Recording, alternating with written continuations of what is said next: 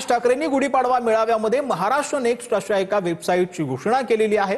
या वेबसाईटवरती एकूण 27 विषय देण्यात आलेले आहेत। त्यामध्ये शेतीपासून ते आरोग्य व्यवस्था, वाहतूक सुविधा अशा विषयांचा समावेश आहे। लोकांच्या ज्या कल्पना आणि विचार असतील ते त्या सर्व या वेबसाईटवरती टाकता येणार आहेत। एक नवा महाराष्ट्र घडवण्यासाठी, राज्याला आकार देण्याचं काम घडवण्यासाठी योगदान द्या असं आवाहन राज ठाकरेंनी केलं।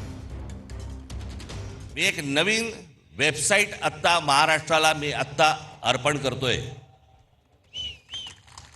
की ज्या वेबसाईटवरती तुम्ही येऊन तुमचे विचार, आम्हालाच महाराष्ट्र उभा करावा लागेल, आम्हालाच महाराष्ट्र वाचवावा लागेल आणि याच्यासाठीचं म्हणून हे पहिलं पाऊल आहे। म्हणून आज तुमच्या समोर महाराष्ट्र नेक्स्ट, महाराष्ट्र पुढचा मी तुमच्या समोर उभा करतोय। आता दाखवा रे, 27 तुम्हाला इथे गोष्टी दिलेल्या आहेत।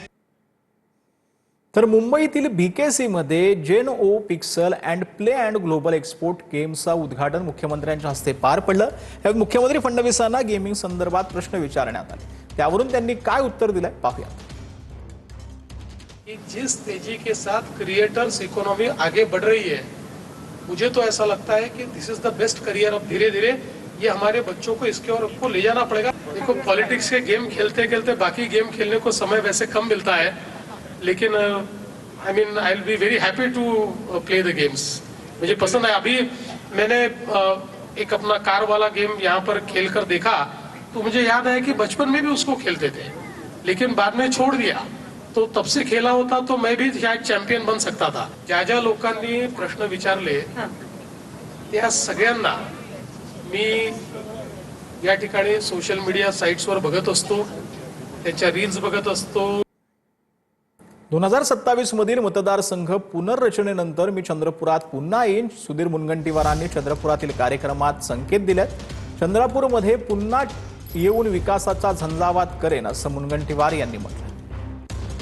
अनेक लोक मला म्हणतात की तुम्ही कुठे चंद्रपूरचे आमदार आहे। अरे, तीनदा मला याच चंद्रपूरकरांनी निवडून दिलं आणि मला तर मजबुरीने डिलिमिटेशन झालं म्हणून गेलो, नाही तर चंद्रपूरचा हात मी सोडला नसता। आता लोकसभेत पुन्हा हात पकडण्याचा प्रयत्न केला, झाला नाही।